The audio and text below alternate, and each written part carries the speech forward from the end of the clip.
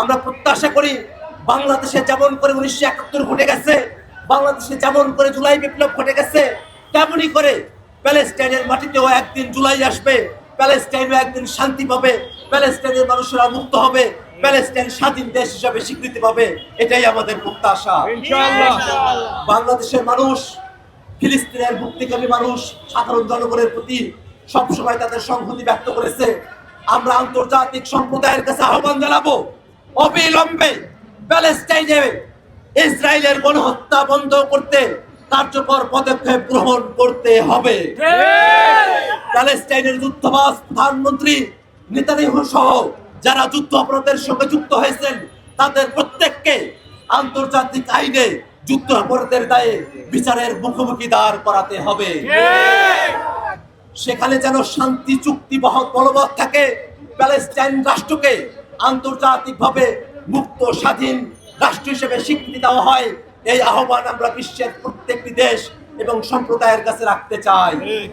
আমরা বিশ্বাস করি বিশ্বের প্রত্যেকটি গণতন্ত্রকামী শক্তি, মানবতাবাদী শক্তি প্রত্যেকেই প্যালেস্টাইনের যে স্বাধীনতার সংগ্রাম, সেই সংগ্রামের প্রতি তারা তাদের অকুণ্ঠ সমর্থন ব্যক্ত করবে।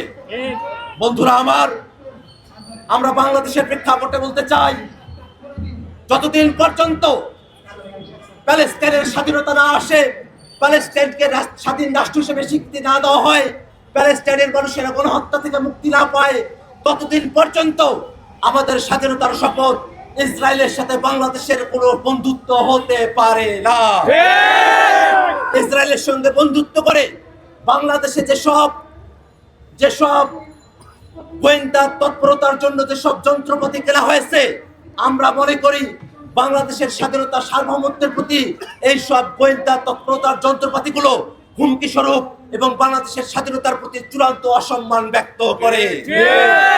গোপনে হোক আর প্রকাশ্যে হোক, অতীতে শেখ হাসিনা সরকার যদি ইসরায়েলের সঙ্গে যে ধরনের চুক্তি করে থাকুক না কেন, যে ধরনের যন্ত্রপাতি বাংলাদেশে আমদানি করে থাকুক না কেন, প্রত্যেকটা বিষয়, প্রত্যেকটা চুক্তিকে অনতি বিলম্বে বাতিল ঘোষণা করতে হবে এবং আন্তর্জাতিক পরিসরে প্যালেস্টাইনের পক্ষে বাংলাদেশ রাষ্ট্রের হয়ে, বাংলাদেশ রাষ্ট্রের যে সামর্থ্য আছে সেই সামর্থ্যের সর্বোচ্চটুকু দিয়ে আন্তর্জাতিক পর্যায়ে প্যালেস্টাইন রাষ্ট্রের পক্ষে তাদের ভয়েস, বাংলাদেশের ভয়েস অবশ্যই উঁচু করে তুলে ধরতে হবে।